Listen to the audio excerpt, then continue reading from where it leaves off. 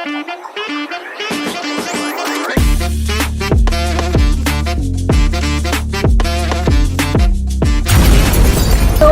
दोस्तों, welcome to the second module of the second chapter acid basis and salt.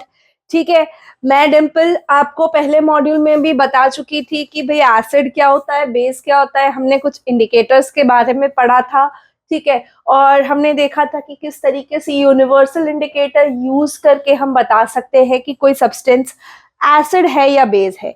But मैंने आपको उस time पे भी बोला था कि जस्ट बाय टेस्टिंग या यूनिवर्सल इंडिकेटर यूज करके हम किसी सॉल्यूशन में ये नहीं देख सकते कि वो एसिड है या बेसिस है। ठीक है, based on their corrosive property भी हमें थोड़ा ध्यान देना पड़ता है। तो आज इस मॉड्यूल में हम देखेंगे कि एसिड की केमिकल प्रॉपर्टीज क्या होती है, क्या होते हैं एसिड्स। ठीक है, अगर हम केमिकली एसिड को डिफाइन करें तो HCl जब भी वाटर में डिसॉल्व होता है तो हम बाजू में AQ लिखते हैं, यानी कि aqueous solution of hydrochloric acid HCl। ठीक है, तो वो डिसोशिएट होता है H प्लस आयन और Cl माइनस आयन में। ठीक है, तो जब भी हम आयन स्प्लिटिंग देखें और वहां पे अगर आप H2SO4 में भी देखें तो H plus ion and SO4 ये दोनों आयन्स डिसोशिएट होते हैं। ठीक है, बैलेंस कंप्लीट होता है, सल्फ्यूरिक एसिड का वैलेंसी भी होता है। ठीक है, तो अगर कोई substance after dissociation, after breaking down into ions हमें H प्लस आयन दे, ठीक है, हाइड्रोनियम आयन दे, तो हम उसको एसिड कहते हैं। Any solution when dissolved in water and gives us H plus ion after dissociation, तो हम उनको एसिड्स कहते हैं। ठीक है, जबकि बेस की बात करें MgOH ट्वाइस, तो यहाँ पे Mg प्लस और OH माइनस होगा। KOH में K प्लस और OH माइनस होगा। तो जहां पे हमें OH माइनस आयन मिले, ठीक है, उनको हम बेस कहते हैं। ये हाइड्रोक्साइड या हाइड्रोनियम आयन्स हैं, ये हाइड्रोक्साइड आयन्स हैं। ठीक है, H plus ions and OH minus ions. Acid में डिसोशिएशन के बाद हमें H प्लस आयन मिलते हैं, जबकि बेस में डिसोशिएशन के बाद, ब्रेकडाउन के बाद हमें OH माइनस आयन्स मिलते हैं। तो जब भी कोई केमिकल रिएक्शन हो रहा है, जब हमें रिएक्शन होने के बाद H प्लस आयन मिले तो वो एसिडिक इन नेचर होगा, पर जब अगर हमें OH माइनस आयन मिले तो वो बेसिक इन नेचर होगा। ठीक है, अभी नेचर में बहुत सारे एसिड्स ऑर्गेनिकली एग्जिस्ट करते हैं। ठीक है, तो अगर हम देखें तो जो भी प्लांट और एनिमल में प्रेजेंट होते हैं इनको हम ऑर्गेनिक एसिड कहते हैं। जैसे कि अगर हम देखें तो सिट्रिक एसिड हो गया, जो कि लेमन, ऑरेंज वगैरह में होता है। ठीक है, एसिड्स को एक तो हम ऑर्गेनिक एसिड बोलते हैं, दूसरे होते हैं मिनरल एसिड्स। तो ऑर्गेनिक एसिड्स में अगर हम देखें तो भाई सिट्रिक एसिड होता है, लैक्टिक एसिड होता है, टार्ट्रिक होता है, ऑक्सैलिक होता है। ऑक्सैलिक टोमेटो में, टार्ट्रिक टैमरिंड में। ठीक है, मैंगो, टैमरिंड ये हमें खट्टे लगते हैं, ऑरेंज हो गया, ग्रेप्स हो गया, लेमन हो गया। ठीक है, तो ये सारे ऑर्गेनिकली एग्जिस्टिंग एसिड्स हैं जो हमें अलग अलग चीजों में मिलते हैं, जो हमें खटास देते हैं खाने में। ठीक है, तो इसके आगे अगर हम देखें मिनरल एसिड्स, तो मिनरल एसिड्स तो जो अर्थ के अंदर से हमें मिनरल मिलते हैं उसी में एग्जिस्ट करते हैं। ठीक है, और उसी से बनाए जाते हैं, तो हम इनको मिनरल एसिड्स नाम देते हैं। इसके एग्जाम्पल में हम सल्फ्यूरिक एसिड ले लें, H2SO4 हाइड्रोक्लोरिक एसिड, HNO3, ठीक है, सल्फ्यूरिक एसिड, हाइड्रोक्लोरिक एसिड और नाइट्रिक एसिड। जब ये कंसंट्रेटेड फॉर्म में हो या बहुत स्ट्रॉन्ग फॉर्म में हो तो ये बहुत डेंजरस हो जाते हैं। इसका एक दो ड्रॉप भी आपकी चमड़ी पूरी निकाल सकता है। ठीक है, और लेबोरेटरीज में जब हम इसको यूज करते हैं या हम कहीं स्कूल लैब्स में, तो इसका डाइल्यूशन किया हुआ होता है। इसमें पानी ऐड करके इसको हम डाइल्यूट एसिड बनाते हैं। हम स्कूल लैब्स वगैरह में कंसंट्रेटेड एसिड्स बहुत कम यूज करते हैं, ठीक है। दूसरी चीज, डाइल्यूशन करते हैं तो हम कभी भी वाटर ऐसे ही एसिड में डायरेक्ट ऐड नहीं करते। हम क्या करते हैं, पानी के अंदर धीरे धीरे एसिड ऐड करके उसको डिसॉल्व करते जाते हैं, स्टर करते जाते हैं। Always we have to add acid into water, ताकि जो डिसोशिएशन हो वो धीरे धीरे हो। और एसिड जब वाटर में ऐड होता है तो बहुत सारी एनर्जी, हीट एनर्जी रिलीज करता है, तो वो कहीं ना हमें लाइक उसकी वजह से कहीं हमें कोई इशू ना हो जाए, ठीक है। लाइक इस तरीके से एसिडिक कॉन्सेंट्रेटेड एसिड की बॉटल्स पे ऐसा निशान बनाया जाता है, वार्निंग साइन बनाई जाती है, क्योंकि कॉन्सेंट्रेटेड एसिड के एक दो ड्रॉप्स भी आपकी पूरी स्किन को रप्चर कर सकते हैं, ठीक है। अभी समझते हैं कि भाई जो एसिड या बेस है उसके number of H+ ion and OH ions पे हम थोड़ा सा क्लासिफिकेशन देखते हैं। स्ट्रॉन्ग एसिड क्या होते हैं, ठीक है। Strong acids are one which give more number of H+ ions, ठीक है। आफ्टर डिसोसिएशन जब भी हमें ज्यादा नंबर ऑफ H+ आयन्स मिले तो इसको हम स्ट्रॉन्ग एसिड कहते हैं। Example is HCl, HNO3, H2SO4, ठीक है। इनका डिसोसिएशन होता है तब हमें ज्यादा नंबर ऑफ H+ आयन्स मिलते हैं, ठीक है। और mineral acids except carbonic acid सारे बहुत स्ट्रॉन्ग है, ठीक है। कार्बोनिक एसिड कहाँ यूज होता है, हम जो सॉफ्ट ड्रिंक्स पीते हैं उसमें, ठीक है। दूसरे हैं भाई वीक एसिड्स। तो वीक एसिड्स में laser number of hydrogen ions होते हैं, laser number of H+ ions होते हैं, और ये हमें एसिटिक एसिड में देखने को मिलता है। इसको जब हम डिसोशिएट करते हैं CH3COH को, तो यहाँ पे H+ आयन एंड CH3COO मिलता है। और एक जनरल चीज है कि जो ऑर्गेनिकली हमें प्लांट और एनिमल से मिलते हैं वो सारे वीक एसिड है, ठीक है। इसीलिए हम उनको इजीली कंज्यूम कर सकते हैं। ऑर्गेनिक एसिड्स को हम कंज्यूम कर सकते हैं, जबकि मिनरल एसिड या स्ट्रॉन्ग एसिड्स को हम कंज्यूम नहीं करते। Clear? Dilute solution of weak acids are quite safe to drink. हम लेमनेड बनाते हैं, नींबू पानी बनाते हैं, तो वो हम इसीलिए यूज कर सकते हैं। इसका डाइल्यूशन होने के बाद वो और वीक हो जाते हैं, तो हम इजीली उसको ले सकते हैं, ठीक है। और इसीलिए वो फूड इंग्रेडिएंट भी हम यूज करते हैं। अभी प्रॉपर्टीज ऑफ एसिड समझते हैं।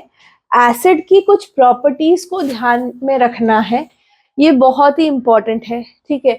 सबसे पहला हमें पता है कि उसका टेस्ट सार है, बट क्या हर एसिड को आप टेस्ट करके बता सकते हो?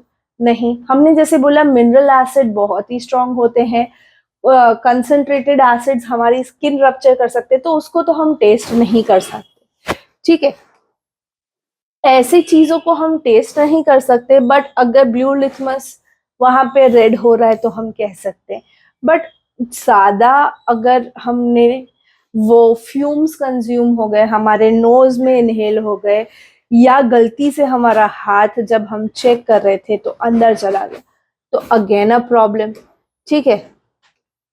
तो ये तो हमें पता है रेड लिथमस में कोई चेंज नहीं आएगा एसिड में, बट ब्लू लिथमस में वो रेड हो जाएगा। क्लियर? तीसरा, acid solution conducts electricity. Acid में इलेक्ट्रोलाइसिस की प्रोसेस होती है। इलेक्ट्रोलाइसिस हमने फर्स्ट चैप्टर में पढ़ा था, thermal decomposition, electrolysis, photo decomposition, ये सारी चीजें, ठीक है। तो यहाँ पे जब भी H+ आयन रिलीज होते हैं तो इलेक्ट्रिसिटी कंडक्ट होती है, इलेक्ट्रोलाइट्स बनते हैं, ठीक है। जब भी कोई एसिड मेटल के साथ रिएक्ट करता है तो हाइड्रोजन बनता है, ठीक है। एक एग्जांपल देखते हैं, metal plus acid that will give me a metal salt plus hydrogen gas. ठीक है, इसका एग्जाम्पल देखिए, जिंक ग्रैन्यूल्स को मैं HCl में डालूं या H2SO4 में डालूं, ठीक है, तो मेरा जिंक सल्फेट बन जाएगा और हाइड्रोजन गैस इवॉल्व होगा। हाइड्रोजन गैस चेक करने के लिए हमें क्या करना है, पॉप साउंड चेक करते हैं हम, बर्निंग मैच स्टिक ले जाते हैं और पॉप साउंड रिलीज होता है। इसके लिए आप फर्स्ट चैप्टर में ये एक्टिविटी मैंने दिखाई है, वो आप देख सकते हैं फर्स्ट चैप्टर के वीडियोस में। ठीक है, अभी यहाँ पे देखिए, जो जिंक था वो रिएक्ट करा सल्फ्यूरिक एसिड से, तो ये जो SO4 था वो जिंक के साथ एसोसिएट हो गया और हाइड्रोजन गैस रिलीज हुआ। ठीक है, तो जब भी एसिड एक मेटल के साथ रिएक्ट करता है, रिलीज करता है हाइड्रोजन गैस। क्लियर। अभी डाइल्यूट सल्फ्यूरिक एसिड के साथ जो जिंक मेटल है, मैंने आपको बोला फर्स्ट चैप्टर में भी है ये रिएक्शन, हम फिर से देखते हैं क्या होता है। एक बॉइलिंग ट्यूब में, ठीक है, हम जिंक ग्रैन्यूल्स ऐड करते हैं और उसके अंदर डाइल्यूट सल्फ्यूरिक एसिड ऐड करते हैं, बट यहाँ पे इसको कनेक्ट करते हैं हम एक ट्रफ में जहाँ पे कि सोप सॉल्यूशन है। रबर कॉक की हेल्प से हम एक पाइप कनेक्ट करते हैं जो कि डिलीवरी ट्यूब के तरह के से काम करेगा। तो जब भी जिंक ग्रैन्यूल सल्फ्यूरिक एसिड के साथ रिएक्ट करेंगे, हाइड्रोजन गैस इवॉल्व होगा।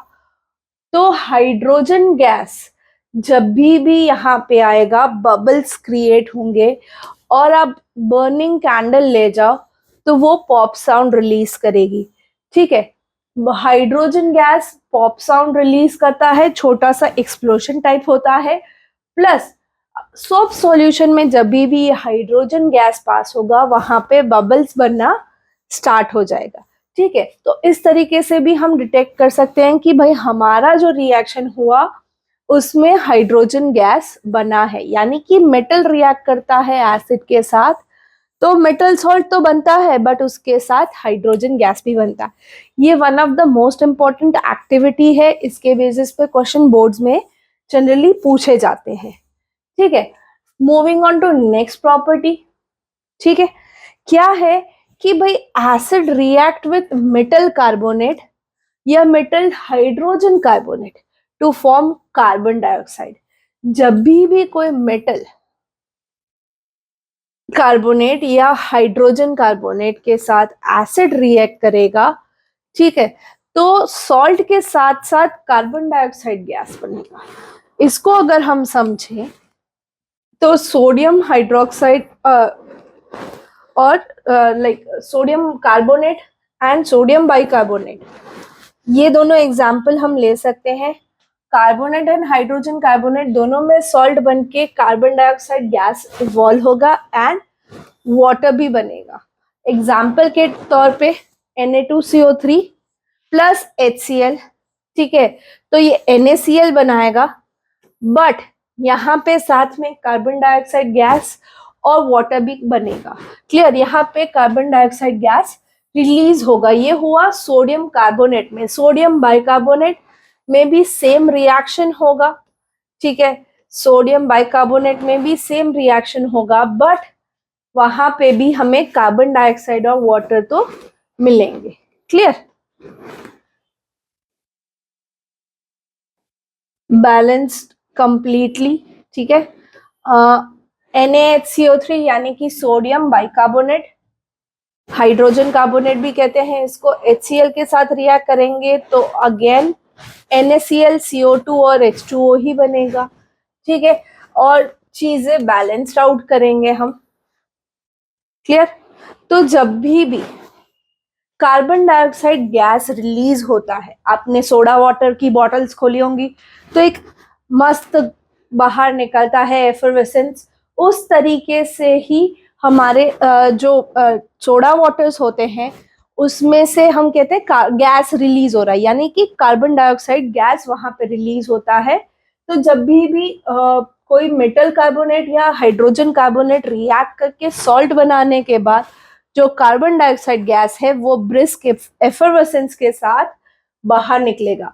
ठीक है, बहुत सारे बबल्स उस गैस उस लिक्विड में से बाहर निकलेंगे। आप फेंटा हो गया, कोको कोला हो गया, पोर करो, वो ऊपर आता है, उसमें से एफिरवेसेंस बाहर निकलता है। ठीक है, इवन आप घर पे इनो पुदीना इनो जब पीते हैं तो गैस बाहर निकलता है, वो चीज। ठीक है, अभी प्रॉपर्टीज ऑफ एसिड में एक चीज ये देखिए कि जब भी कार्बन डाइऑक्साइड एक्सेस में पास करें हम लाइम वाटर से, तो एक वाइट प्रेसिपिटेट बनता है।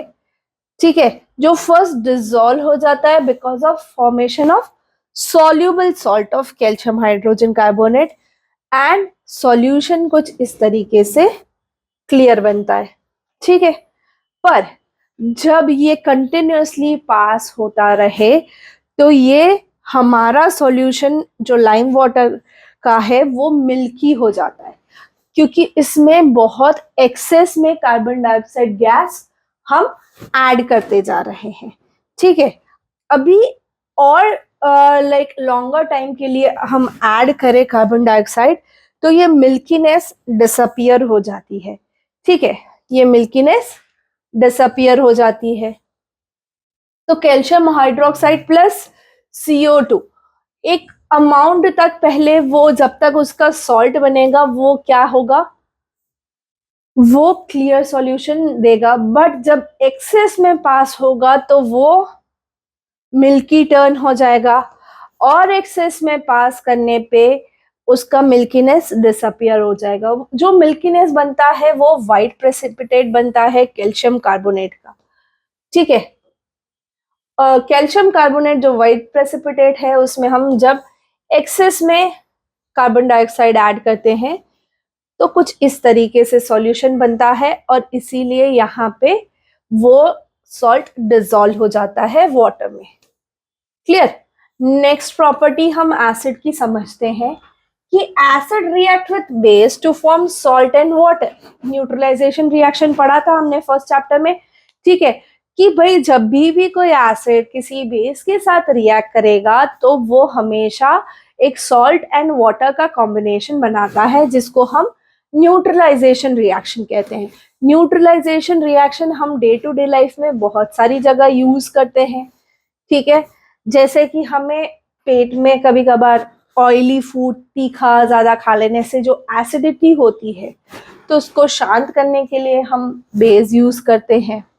ठीक है, सो whenever an acid like HCl and a base like NaOH, strong acid strong base react करते हैं, salt बनता है that is NaCl and water that is H2O के फॉर्म में। क्लियर। तो ये रिएक्शन जो है हमारा that is a neutralization reaction. जब भी नेक्स्ट पॉइंट अगर हम प्रॉपर्टीज में देखें तो जब भी कोई एसिड मेटल ऑक्साइड के साथ रिएक्ट करता है तो एक सॉल्ट बनता है, वाटर सॉल्यूशन बनता है, बट जो मेटेलिक ऑक्साइड बनते हैं उसका नेचर बेसिक होता है। रिएक्ट हो रहा है acid with a metal oxide, but जो प्रोडक्ट में ऑक्साइड बनता है वो बेसिक होता है इन नेचर। ठीक है, एग्जाम्पल हम देखते हैं कि क्यों वो मेटेलिक ऑक्साइड बेस बनता है। तो हमारा कॉपर ऑक्साइड है, HCl के साथ रिएक्ट करेगा। ठीक है, तो CuCl2 और वाटर बनेगा। यहाँ पे CuCl2 जो मेटल ऑक्साइड है, कॉपर क्लोराइड है, वो बेसिक ऑक्साइड होगा। ठीक है, CuCl2 जो हमारा प्रोडक्ट है मेटल ऑक्साइड का, after combination with HCl N acid जो सॉल्ट बन रहा है, वो मेटल ऑक्साइड हमारा बेस कहलाता है। ठीक है, समझ आई बात। Moving on to the next property, acids have corrosive nature. Acid का कोरोसिव नेचर हमने बहुत सारी जगह देखा है, लोग उसका बहुत ज्यादा मिसयूज भी करते हैं। आपने बहुत सारे एसिड अटैक्स के बारे में भी सुना होगा। Acids are corrosive in nature, और उसमें mineral acid severe burns create करते हैं स्किन पे, और उसको लाइक हम ईटिंग मटेरियल की तरह यूज नहीं करते। बट वही एसिड अगर आप किसी भी मटेरियल लाइक कपड़े पे, लकड़े पे, मेटल पे, कहीं पे भी डाल दोगे तो वो उसको भी डैमेज करेगा, इसीलिए उसको हम कोरोसिव मेटल कहते हैं। ठीक है, कोरोसिव होते हैं मिनरल एसिड्स, बहुत ही स्ट्रांग होते हैं मिनरल एसिड, इसलिए अभी हमने देखा कि ओवरऑल देख लेते हैं एक बार कि एसिड सोरेन टेस्ट होता है, ब्लू लिटमस को रेड में टर्न करता है, इलेक्ट्रिसिटी कंडक्ट करता है, मेटल के साथ रिएक्ट करने पे हाइड्रोजन गैस बनाता है। इसके अलावा मेटल कार्बोनेट और हाइड्रोजन कार्बोनेट के साथ कार्बन डाइऑक्साइड गैस बनाता है, न्यूट्रलाइजेशन रिएक्शन अंडरगो करता है बेस के साथ रिएक्ट करके। जब भी मैं मेटल ऑक्साइड के साथ रिएक्ट करेगा तो सॉल्ट एंड वाटर बनाएगा, प्लस कोरोसिव इन नेचर होता है। इसके अलावा सारे एसिड्स में कुछ एक चीज कॉमन है, वो क्या है?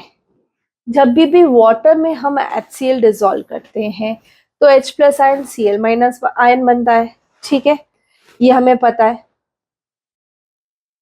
अभी जब भी HCl का डिसोसिएशन होगा तो H प्लस बनेगा, Cl माइनस बनेगा।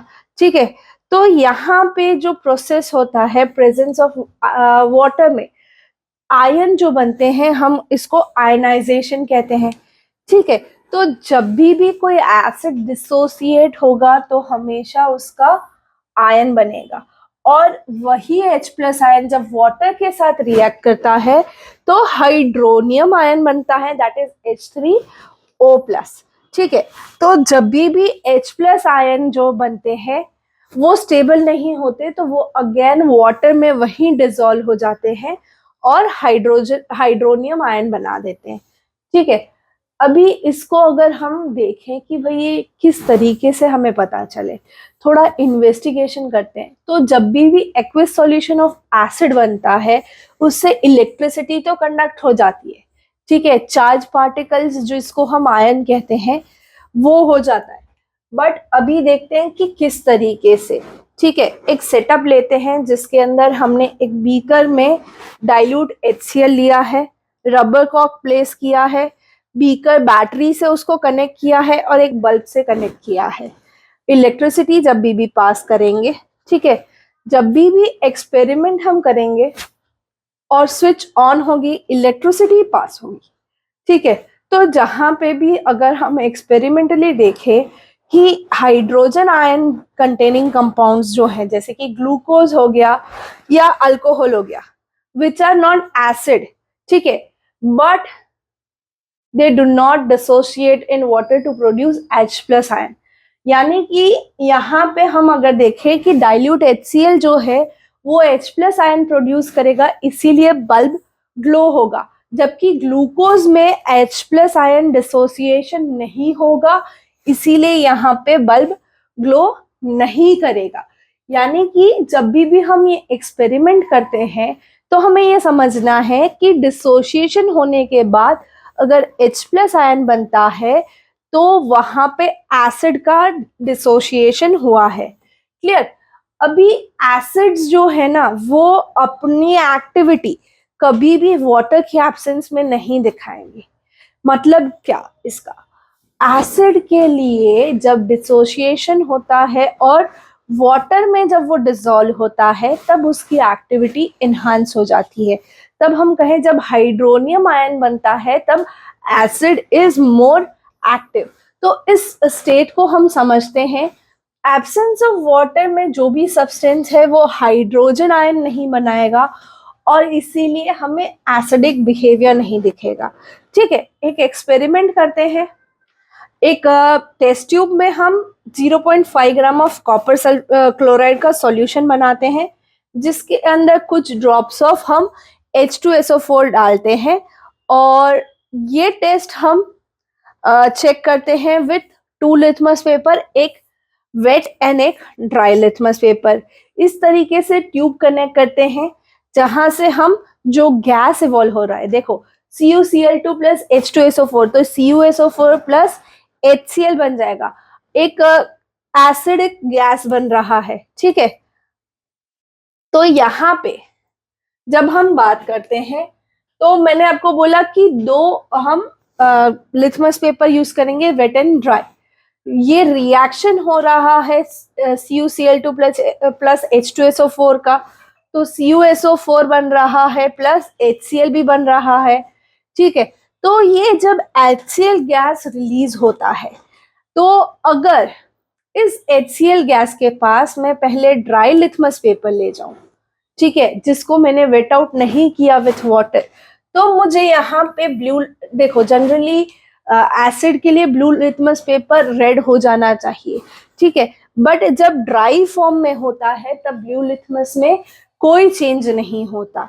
बट वही लिथमस पेपर हटा के जब मैं मॉइस्ट वाला जो वाटर कंटेनिंग है, या मैं कहूँ कि मैंने उसको पानी में डिप करने के बाद मैं वही गैस के पास ले गई, तो यहाँ पे मेरा जो ब्लू लिथमस पेपर है वो रेड हो जाएगा, ठीक है। यहाँ पे वाटर के जो हाइड्रोजन आयंस हैं, ठीक है, वो यहाँ पे रिएक्ट करके हाइड्रोनियम आयन बना देंगे, वो कंबाइन हो जाएंगे H+ जो HCl से रिलीज हुआ था और वाटर के साथ जो बनता है हाइड्रोनियम आयन।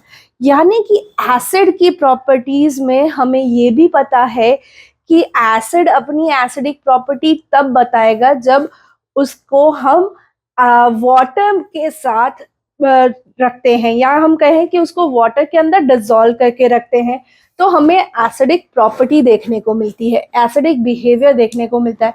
हमने देखा कि भाई जब लिथमस पेपर ड्राई था तो कोई कलर चेंज नहीं आया था, वही हमने जब लिथमस पेपर को मॉइस्ट करके प्लेस किया तो तुरंत हमने कलर चेंज ऑब्जर्व किया। क्यों? क्योंकि वहां जो वाटर था लिथमस पेपर में, उसका जो गैस रिलीज हुआ था उसके साथ रिएक्शन हुआ और हाइड्रोनियम आयन प्रोड्यूस हुआ, ठीक है। तो एसिड को अपनी एक्टिविटी शो करने के लिए वाटर की जरूरत होती है। ये सारी चीजें थी कि भाई किस तरीके से केमिकल प्रॉपर्टीज एसिड की वर्क करती है, क्या क्या एसिड की केमिकल प्रॉपर्टीज हैं, ठीक है। तो नेक्स्ट मॉड्यूल में हम इसी तरीके की बेस की सारी प्रॉपर्टीज समझेंगे। बेस की भी बहुत सारी केमिकल प्रॉपर्टीज होती हैं जिसको हमें समझना है। तो मिलते हैं नेक्स्ट मॉड्यूल में with the properties of base.